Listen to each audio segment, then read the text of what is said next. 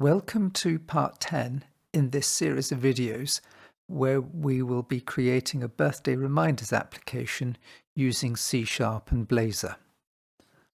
We're going to be sending reminders about birthdays by email, so it makes sense to set up the email functionality before moving on to the trickier problem of working out which birthdays are due. In this video, we will add the email function. We're going to be adding a NuGet package called MailKit. This isn't the only possible NuGet package we could use. I quite like SendGrid, but MailKit seems to fit the bill, and SendGrid seems to be a more professional package, but on the other hand, costs if you're going to be sending more than 100 emails a day. I don't imagine that this application will send anything like 100 emails a day, but just to make sure, we're going to be sticking with MailKit. We're then going to create a test page with hard-coded credentials. The reason for this is that by hard-coding them with a test page, we can actually make sure that we've got the email part of the application working. Once we've established this, we'll create an email service that can be used by other code in the application. And then we'll be modifying the test page to use the email service. So let's have a look at the code. The first thing we need to do is to add the NuGet package for MailKit. So I'm going to choose Tools, NuGet Package Manager, and then NuGet Packages for Solution. I'm on Browse, so I'm going to choose MailKit. And the package we want is the top one by Jeffrey Steadfast. So I select it and install. Fine, so that's installed. We can just check. Yes, it is. So I'll close that. The next thing we want to do is to add a new test page.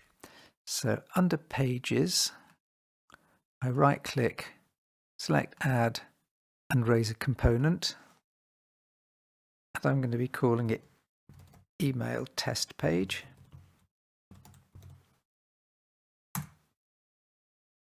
And I've got some code that I'm just going to paste in here. This is the code for our email test page, and is basically the bare minimum that we need to send an email. So we've got a page directive of email test. We've got some using statements for using the MailKit NuGet package, and we've got a header saying email test page. And this section down here is just text that's going to appear on the web page. I mean, this isn't necessary for sending the email, but it shows the various settings that are needed for Gmail, Outlook, Office 365, and a generic email provider. And then underneath that, we've got a button that's got an on-click event of send email, and then at the bottom in the code, we've declared a public MIME message, which is part of MailKit, called email, and then this is the section for the on-click event for send email. So we've got an email from, and the from address, to address, subject, and the body. And down at the bottom here, we've got the thing that actually sends the email. We're creating a var SMTP of a new SMTP client, and then we're connecting.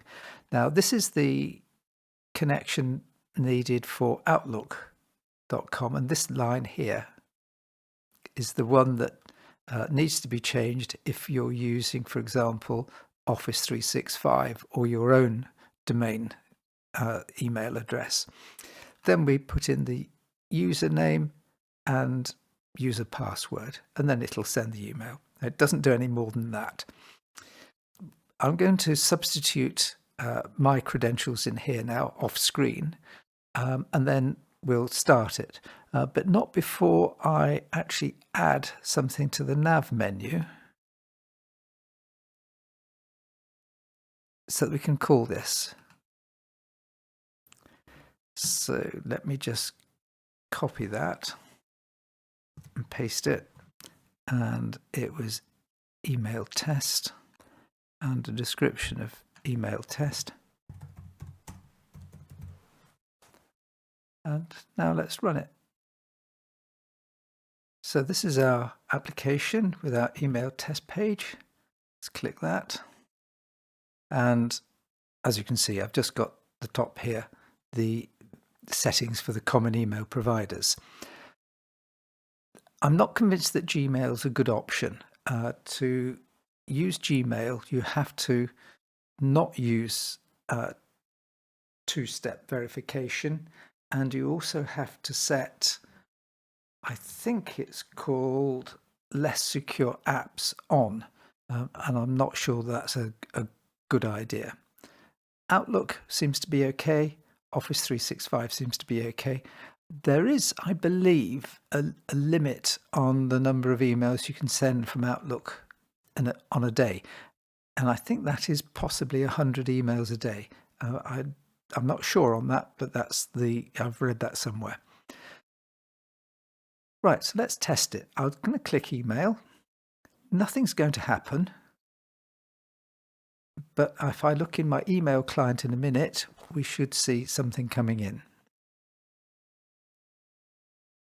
And I think it has.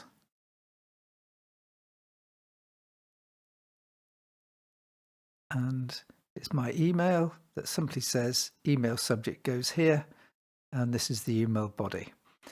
So it's coming from Christopher Bell at Outlook, and it's going to Christopher Bell at Blazercode. So that works. So our basic page works. Right, back at the code. It seems to me that email is fraught with potential problems. It would therefore be wise to test your email options using this hard-coded test data as a first step. Test by sending from and to a variety of email providers if you can. Be careful to ensure that you type the credentials correctly. Typing errors here don't help. We will eventually be adding the ability to send an email automatically, so it makes sense to create an email service that contains the bulk of the code that can be called from any number of different sources, passing the required parameters to the service. To create an email service, we need to take the following steps. First of all, we will need to record some information, such as the email username and password. However, we don't want to hard code this type of data into the actual C# code, both from a security point of view, but also if the username or password's changed, we don't want to need to edit and recompile the application. So instead, we'll save it in appsettings.json and read it from that file when we need to. Therefore, let's go to app settings and paste in the information that I think we'll need. And we'll put it down at the bottom. So we've got the SMTP host name. So that, in the case of Outlook, would be smtp-mail, or whatever it was, I can't quite remember it, .outlook.com. Leave the SMT port as 587. Then here, enter your friendly name, i.e. it's your actual name, so it could be John Smith or whatever. But here we need to put in your email username, email address, and password. I'm going to leave these as generic for the moment, but I'll need to actually enter the correct data here before we actually run and use this. The next thing we want to do is to add the new class for the email sender. So I'm going to do this under data, under the data folder, and I'm going to right click, add new item or class, and I'm going to call it email sender.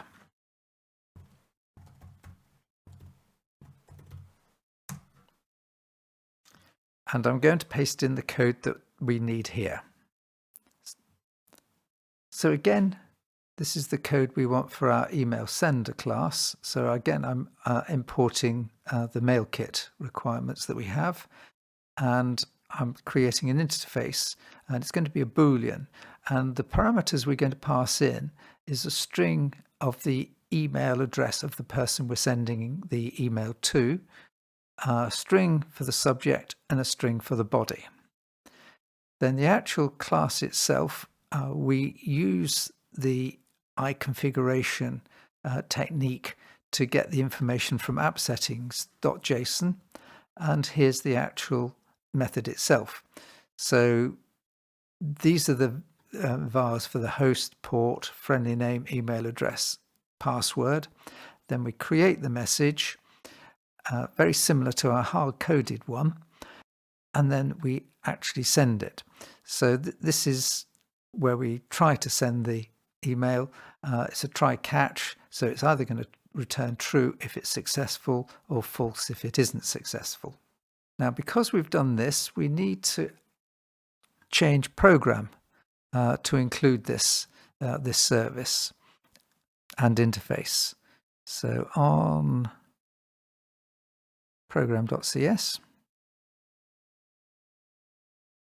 in the builder section here, we'll add it in here. So that's that done. And now what we're going to do is modify our email test page to use this the email service that we've just created. So on the imports page, we need to add this using statement because we're using this data folder.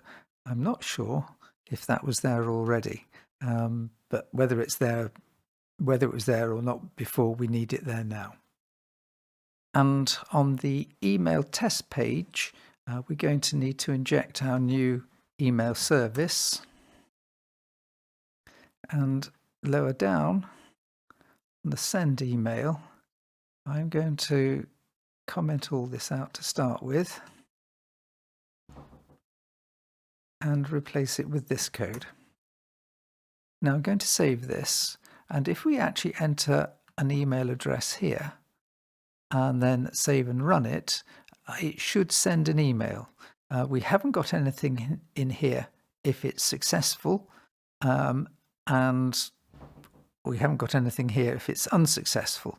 But so long as we've changed the settings in appsettings.json for your credentials here, we should be able to get this to run. So I'm going to do that off screen, and then we'll try it. So having started our application again, if we go to email test, we see the same email test page as we had before. And if I click send email, I get an email popping up in my inbox here. And this time it says from Christopher Bell. That was the friendly name that I entered in the appsettings.json. And this is the email. So that all seems to be working correctly. So the emails work, but we haven't got anything here in do something if it succeeds or do something else if it fails. But we'll be coming on to that later. We're going to continue to build out this email test page using this page to test if we can actually send emails to people with forthcoming birthdays. And that's going to be the next task that we tackle. I'll put links in the description of the video to the Blazor code page, which will have the code for this video. I'll also put links in there to MailKit and to probably one or two other resources that I found helpful when creating this video. Thank you very much for watching, and hopefully the next video won't be too long coming along.